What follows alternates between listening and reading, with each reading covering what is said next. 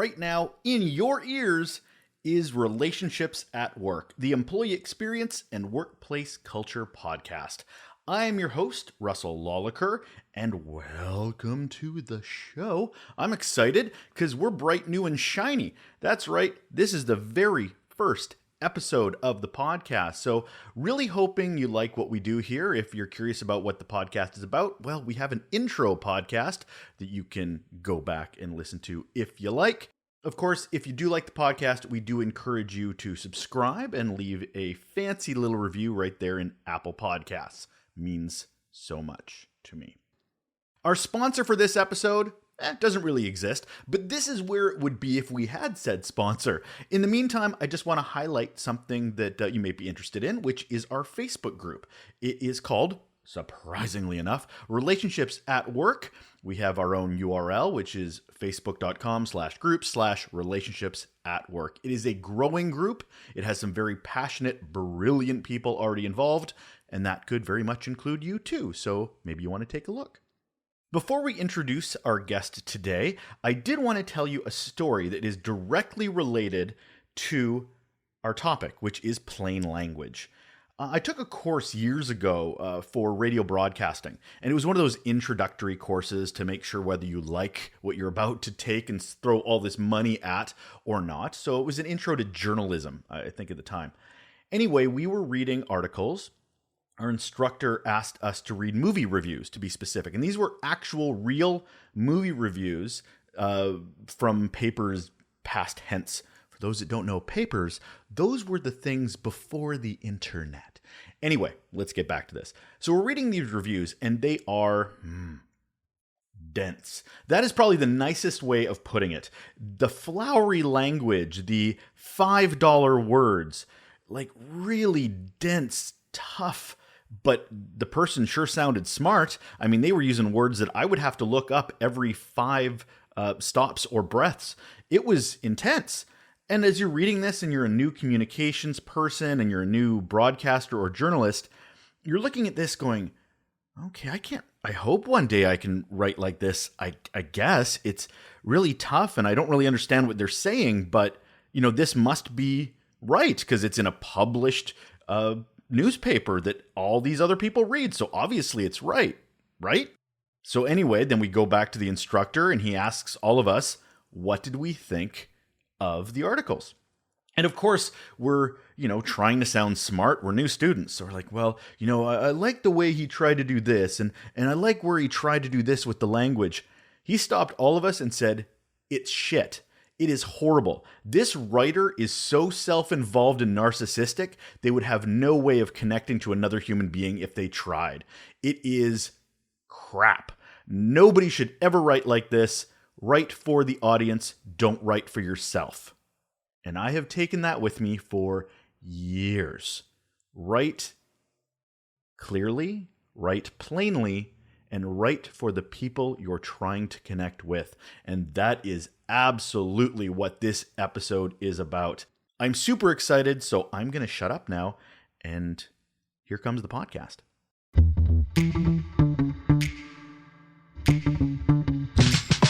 So on the show today, we have Leslie O'Flahaven, and here is why she's awesome. She is owner of the eWrite Consultancy. She's a professional writer, trainer, coach, instructor. If you have not taken her LinkedIn learning courses yet, please fix that. She's a professional speaker, and you may feel the benefit of some of her expertise through some organizations like Air Canada, U.S. Fish and Wildlife Service, Caterpillar. But this is why she's on the show. She is a plain language advocate, aka nerd. I love this quote actually on her website. It says, I can help the most stubborn, inexperienced, or word-phobic employees at your organization improve their writing skills so they can do their jobs better. That's basically this episode. She teaches and writes frequently on the topic of plain language. She even leads a plain language weekly on Clubhouse, and she's a member of the Center for Plain Language. So in plain language, she's kind of fantastic. So welcome to the show, Leslie. How are you? I'm great. I'm so happy to be with you today. Thank you. I cannot believe the energy level I have. I don't generally get up this early in the morning. So thrilled to have you here. I'm full of coffee and excited about the topic. Let's do this thing. Sure. So plain language. Why don't we start by just asking, what is plain language? How is it defined? Plain language is a communication philosophy, and it's not very new, and it's simply defined this way. You are writing in plain language if your intended reader can understand, act on, and care about what you've written. Okay, so what's the opposite of that? How is something not plain language by that definition? Unplain language is writing in a way that disregards your reader's main goal. So, if your reader's main goal is to complete a set of steps and you have a very long preamble or a long background section, long introduction, you're making it harder to act on that set of steps. If you use words and acronyms your reader isn't likely to understand, you make it harder for your reader. And if you don't answer the question, why should I care about this for your reader? You're not writing plainly. I think plain language is somewhat burdened by the word plain because it sounds like we're trying to scrub the sophistication out of language. That's not it at all. That's not it at all. It's are you writing in a way your reader can understand, act on, and care about? Why is this important? Why should employees, leaders, coworkers, colleagues, all the levels of an organization, what is so important about plain language? Well, the focus on the reader's needs is what's important about plain language, or in the example you gave, the focus on the employee's needs. Worthwhile internal communication helps employees do something, care about something, plan something. So we must write in plain language when we're communicating internally because we're thinking about what does this reader need, not what do I have to say in a vacuum of my reader's needs, but what does my reader need? What is plain language do you feel is the role in employee engagement? People come to work, people want to feel like they're heard, they're understood, that they're listened to. How is plain language a part of that employee engagement workplace culture sphere? Well, so much of the ways we create and sustain employee engagement are written. You know, they come in the form of emails and intranet content and Slack conversations and every little ding ding Teams message that says, "Can you talk? Do you have 5 minutes?" And all of the policies and all of the instructions on how to change, maintain your benefits, and sign up for your insurance. All of this, so much of it is written. So much of the way we engage employees is written. So we have to think about plain language and the way written communication with employees creates a culture. In a lot of ways, being working in a company in an organization is like being in a family in the sense that we put up with a lot of crap from our family, and we do put up with a lot of crap from our employer. And a lot of times the crap comes in the form of difficult to understand information, too frequent communication. You know, there's a reason we call it blowing up my inbox. And these are all things we put up with that plain language could free us from in the organizations where they communicate that way. And you're getting exactly into what I was going to ask next, which is how can unplain language, as you mentioned it, is a trigger for disengagement within an Mhm. organization. Somebody opens up an email and the topic in the email is actually in the fourth paragraph. Something, or they never hear from their executive. How can that have an effect, a negative effect on engagement? Well, if you don't mind, I'm going to lay out a little metaphor here. Please So, do. I want you to picture the writer and the reader on a seesaw, okay? And we want the writer to do more work. Work is heavy. We want the writer to do more work so the reader gets lifted up in the air. In unplain communication, the reader has to do more work. The reader has to do more work. And the doing exerting more effort to understand something does not create engagement. It creates weariness or resistance or distrust. So when the writer communicates with employees and the writer does more work to make it easy to understand, easy to act on, easy to care about, the reader's level of effort can go down. And when the effort is less, the opportunity for engagement is high. Effort and engagement are somewhat in conflict. The more effort you have to put into understanding something, the harder it is to feel connected to it. So you're saying there is a downside. Now I'm putting the effort even more so on the writer, because sometimes you'll hear from executive or even middle management where they're writing an email internally, but 17 people have to go through it and scan it and approve it. That doesn't ever seem to help. It makes it more sterile. It makes Yeah. it more mm, disengaging, I guess, for a better lack of a word. Have you run into that a lot? Yes, indeed. But that's like a separate cycle. I think the cycle we've been talking about is the cycle of creating and publishing worthwhile information. That's the cycle of approval for the ideas, usually, or um, preventing risk or exerting caution. And when these two cycles kind of overlap, they can really harm the information. Rarely are all 17 of those reviewers really concerned about the word craft. They're concerned about risk or budget or whether the communication aligns with some policy, that kind of thing. I've also seen it might be risk aversion Hmm. is certainly what you've nailed there, but maybe a lack of confidence in their communication skills too, in that they know they want to say something, but they need everybody to take a look at it to make sure that, did I get my message across? And Hmm. I love that you nailed the point that they probably don't really care how it's crafted. Just, did we get in trouble? Right. Does it avoid the concerns of making us look stupid rather than actually getting the message out there? So I don't understand why this is. Here's a funny thing about common things, they're not common. So plain language seems to be challenging for a lot of people. Why is this such a hard thing to do in the internal culture world? Well, there's a few reasons, and I regard these difficulties with tenderness because my life's work is to help people write better. So, one reason that people struggle to write plainly is because their learning years, their high school and college years, they're taught to write unplainly. In the academic setting, you write for one expert reader who exerts great power over you. In the workplace, you write for many experts and non-experts at the same time, and you exert power over some of them.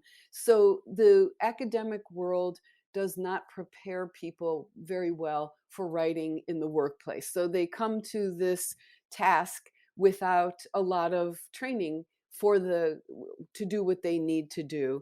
Also, fear makes us write unplainly, and whenever you're guarding yourself, you're afraid of retribution, you're afraid of legal risk, personal risk, professional risk.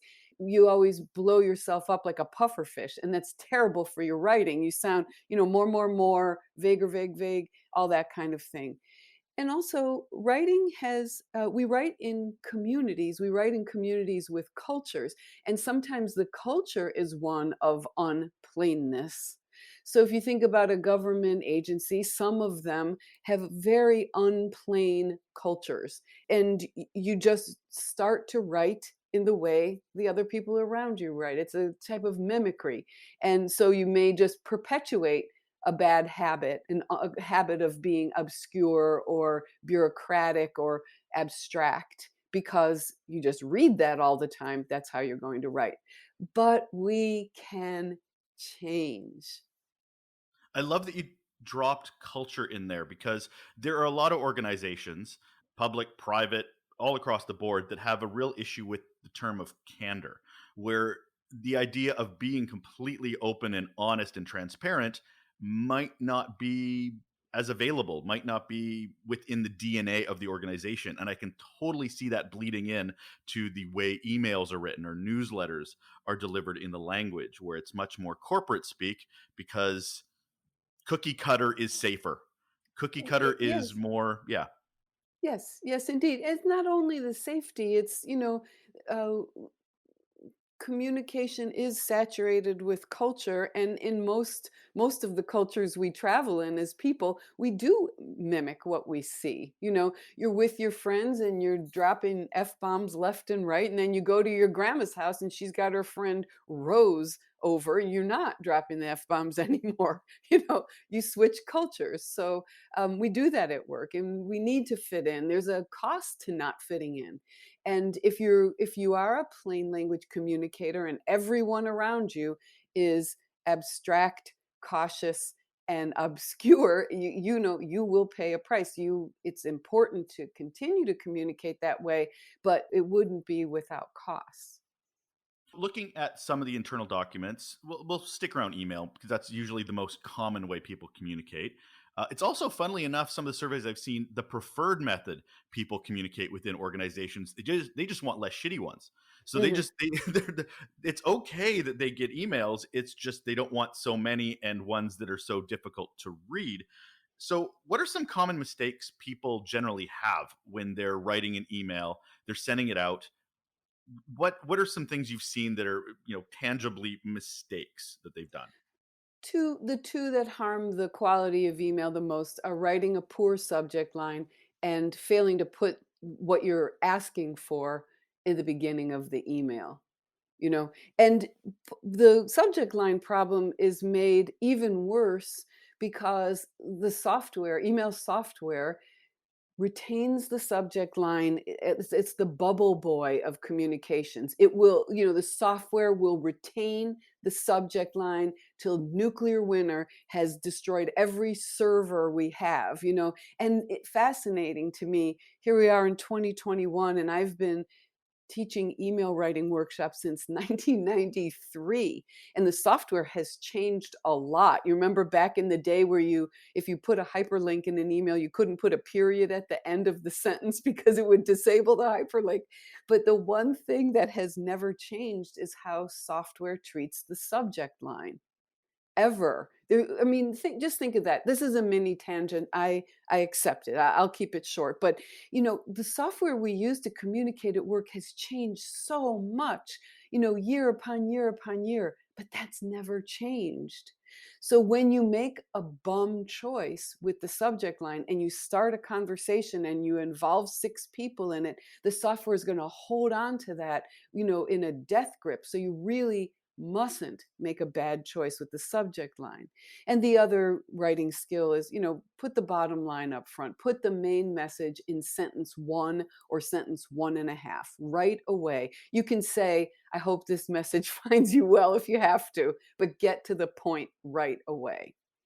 Well, it's funny that you mentioned subject line because writing, whether it's a blog, whether it's a report, whatever it is, there's always the old adage that you need to spend almost as much time on the title as you do on the body of the content.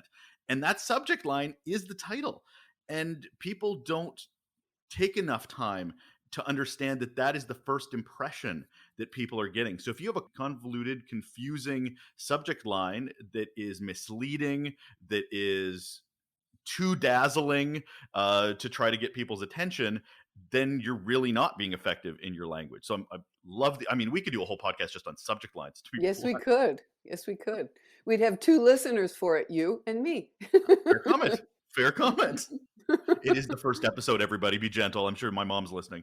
So how can you mentioned, we talked about that there are different audiences within an organization. How can plain language change in an organization depending on who your audience is, whether it's executive, whether it's your colleagues? Does plain language change at all, or pretty much the rules, they are what they are?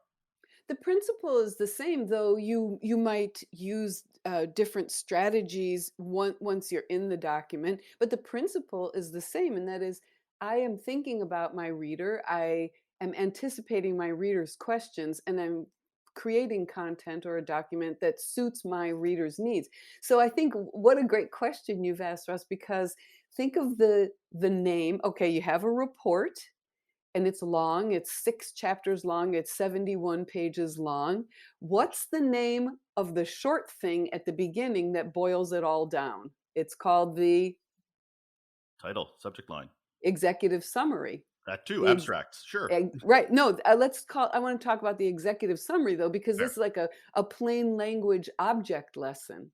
I like that you already quizzed me and I failed miserably, but yes, continue. Right, right, and that we no one else could see us, we're on camera, and I gave you finger guns too, like, "Go," You right? did, and the But embarrassment on the camera is fantastic in HD here. Beautiful. Thank you.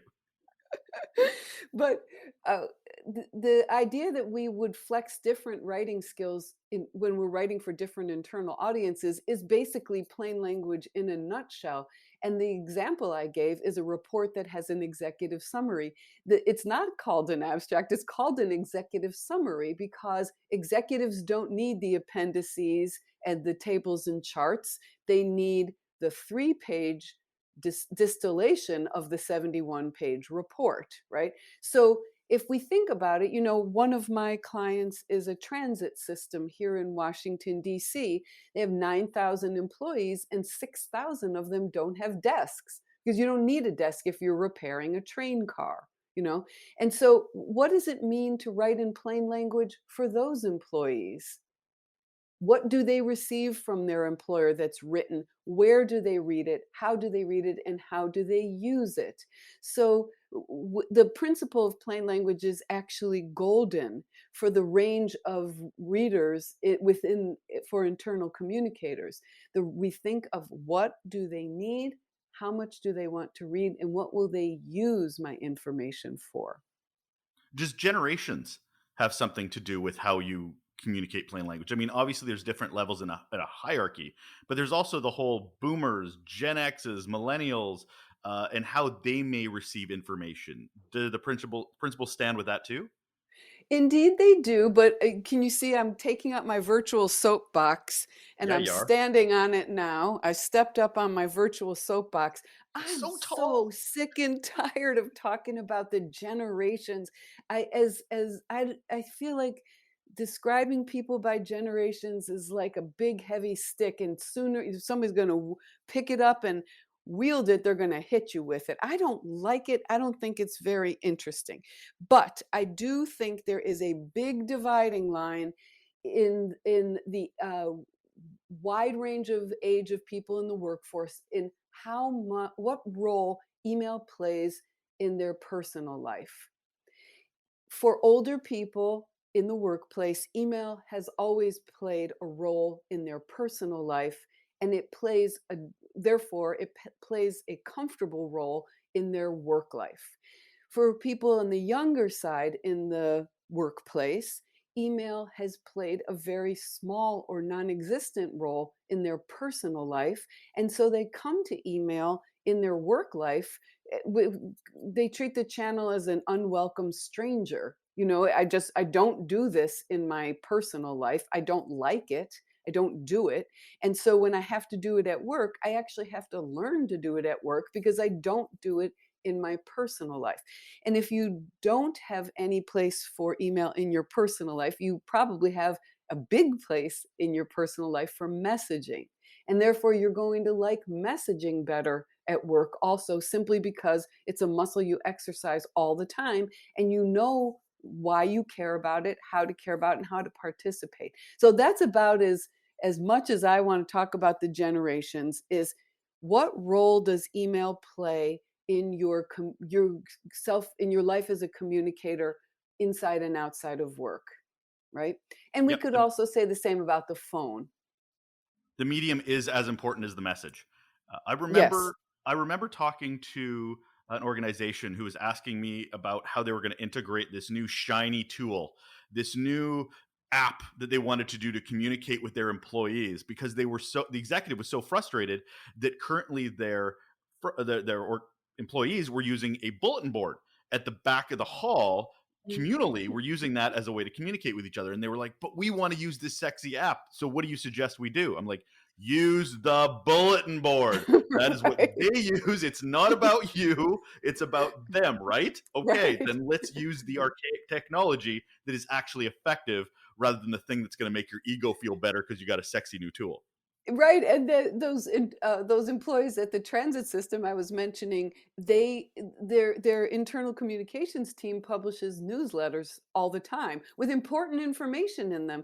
And how does somebody without a desk get a newsletter? Well, the manager gets a PDF and they print it off. Old school, still works. If as long You as don't it have a works, desk. it's You still don't have a good. It doesn't desk. matter. Carrier Yeah, pigeon doesn't matter. Use yeah, it. yeah. We've talked about not bearing the lead. We've talked about subject line. So, what are maybe three things to really incorporate plain language in people's writing? What are some things that people can do to start that Okay. process? You use personal pronouns, use I, we, and you. And whoever told you that you can't use the pronoun I in business communication was wrong or is probably now dead. I'm sure it was a lovely funeral. It's fine. It's fine. Right, We're moving on. right. We're moving on. So use personal pronouns. The second thing is make the content scannable. You get over your bad self. Your reader is not going to read the whole thing. It's not going to happen. So make it possible to not read the whole thing. And the written features that make it possible for a reader to move around in the body of a document, an email, other types of content are scannable features like headings, subheadings, titles, whatever you want to call them. The third thing is watch your sentence and paragraph length, because I was talking earlier about the culture of communication. And if we contrast the culture of writing in most workplaces now, 2021, to maybe 30 or 40 years ago, one of the stark differences is in how people prefer much shorter paragraphs now. It almost doesn't matter how complex the information is. People will glance at the content, and if the paragraphs are long, they make a decision that this will be difficult to read before they've read it. It's cultural. It's cultural. So we would just make sure your paragraphs are built to satisfy that expectation readers have that shorter paragraphs are more modern and are easier to read. So personal pronoun scannability and somewhat shorter paragraphs. I can hear some people just thinking about plain language and saying, "But I want to sound professional. But I want to. This might make me sound too um, laissez-faire, for lack of a better term. Just I want to sound professional in a professional environment." And I'd argue, based on what you've said, well, do you want to be effective or do you want to be professional? Do you want to It's build not a a connection it, or not? that's not a choice. What they're saying is professional is, in that case, is a euphemism for authoritative or authoritarian. Okay? So here's it's not professional, unprofessional. It's not sophisticated versus plain. Those are not the choices. So what we want to say is if you need to sound sophisticated, okay, or if you need to demonstrate your expertise, fine. If you need a section of your content that's actually extremely difficult to understand and is only meaningful to other experts just like you, fine. But if everyone is not an expert just like you, make sure the non-experts can see where that section is so they can skip it. you know so it's not about authoritative versus or professional versus simplistic. It's about understandable to your intended reader and accessible. If your intended reader is just like you, then you can go ahead and blow up that thesaurus and write in the most sophisticated, effort demanding way you want to. But if your reader is the least bit different from you or has a different use for the content, you have to accommodate your reader. What's your feeling on buzzwords? Because organizations certainly go down that rabbit hole. There's one. Whether it's talking about digital this or synergy that or agile this, I, what's your feeling? Because I just they disengage me when I hear them so much. If I'm hearing words that are used and used and used so much, they just feel like they lose their feeling, and that actually makes me feel less engaged. Your So thoughts? true. It's so true. Buzzwords, I think the day or week someone invents one, like the buzz phrase thumb stopping. Like your content is so good, it's thumb stopping. I don't know if you've ever heard that one. We should have a reunion because if you haven't heard it now, you're going to have heard it soon. And by, 18 months from now, we're going to be eye rolling about thumb stopping. But they start out really clever. They're on first use, they're clever, they're surprising. The person who first said, "Think outside the box," and the other 10 who joined them, it was clever.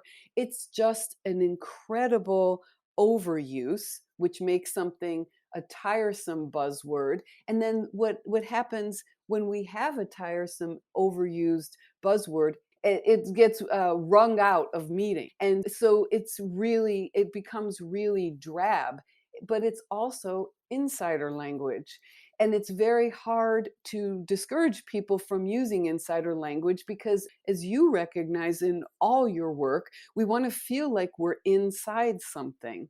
And so buzzwords are type of coded insider language. They're tiresome. Not when they're born. When they're born, they're fun. The buzzwords are fun. Then they become tiresome, but we're reluctant to let them go because they're insider language. They're comfortable and they're shared. The idea of cursive knowledge, which is the we know what we know and we talk our own language to each other, which I actually can find that more empowering around employee engagement because you're kind of your own tribe. But Hmm. when it starts becoming words that people are jamming down your throat because somebody was witty once and then they grabbed onto that and my God, they're going to run it into the ground, then people are like, could we get a thesaurus? Could we, I don't Right. know, could we think of a different word? Because I've heard this so much, it's lost all meaning to me. So Yeah, there is that, there is that sort of argument of it's our language versus it's numbing language. I So, agree. Leslie, we could talk all day. You and we could I do would this. love that. Word nerds, word nerds. But I'm going to wrap it up with the two questions I'm going to ask every one of our guests. You're the first guest, so I'm throwing you to the wolves and going, Okay. I hope this is going to work. I hope this is going to work. Nervous, nervous, nervous. Okay, so first question is, what's your best or worst employee experience? Okay, well, I've owned my own company now for 25 and a half years. So this is going back a little ways. This is my worst one. I was a high school English teacher. I loved my job, and I had a vice principal to whom I reported, and we could not connect on any level. And I was in a stew of frustration because I had always loved my work, was good at my work, and I had connected with leaders, and I could not connect with this person at all. And we were having some kind of a debrief after she had observed me teaching, and I got so aggravated and upset and despairing that I started to cry, and it was awful. I wasn't wailing. I had water dripping out of my eyes, but I was crying, and the feeling of being out of control. And I didn't only disrespect her, I disliked her, and just having me lose my cool in front of a person who I didn't trust or like, it was just awful. Thank you for letting me relive it. Sure. And my next question usually is what is the effect it had on you? But you've kind of mentioned that, but also look at how long ago it was and how vivid it still is 20 plus years later that that's how much of an effect bad and hopefully good employee experiences can have for people. Nobody realizes the effect they can have. For example, high school, still remember it? Yeah, people in their 70s and 80s remember stuff that impacted them back then. So you have to understand the impacts of your actions and words at work. So, Yep. Leslie, my final question: what's one simple action that people can do, whether it's plain language or not, what they can do right now to improve relationships at work? Well, this one will be a funny one. It is plain language, but it doesn't involve a keyboard. And that is, they can choose live, synchronous means of communication instead of email more often. Because the distance and remoteness that email can cause between colleagues or especially that bad email can cause between colleagues, can really be the distance and remoteness can be replaced by connection and intimacy, really, if we talk to each other on the phone or in a virtual meeting. So that's the longest way around to say, to improve relations at work, talk to each other live. Love it. Love it. Well, that's it. That's it in a nutshell. We are done. Thank you so much, Leslie, for being our inaugural guest on relationships at work. I appreciate it. It is my great pleasure, and we will collaborate again. We know it, right? Hells yeah. Yeah. Yes. Yes. Yes. Big yes with big exclamation mark. That was Leslie O'Flahaven, who you can find on Twitter at Leslie O, which is how I've known her for years and years and years and years. And her website is ewriteonline.com. Again, appreciate your brain today, Leslie. And thank you so much for being a part of the show. It's my pleasure. I will see and talk to you soon, I hope.